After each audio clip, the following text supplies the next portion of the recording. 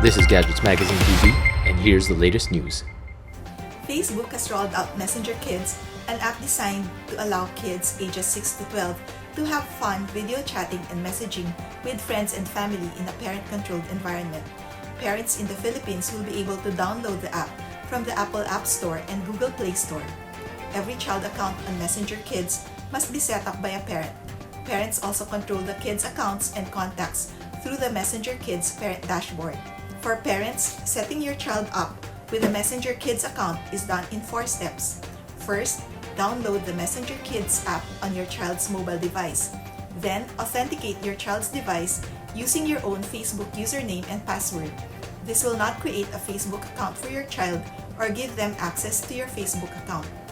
Finish the setup process by creating an account for your child where you'll provide their name and opt in to any additional features. The device can then be handed over to the child so they can start chatting with family and friends. To add contacts to your child's chat list, go to the Messenger Kids parent dashboard panel in your main Facebook app. To get there, click on More on the bottom right corner in your main Facebook app and click Messenger Kids in the Explore section. Once their Messenger Kids account is set up by a parent, kids can start a one-on-one or group video chat. The home screen shows them at a glance who they are connected with and when those contacts are online. There are no ads in Messenger Kids and your child's information isn't used for ads. It is free to download and there are no in-app purchases.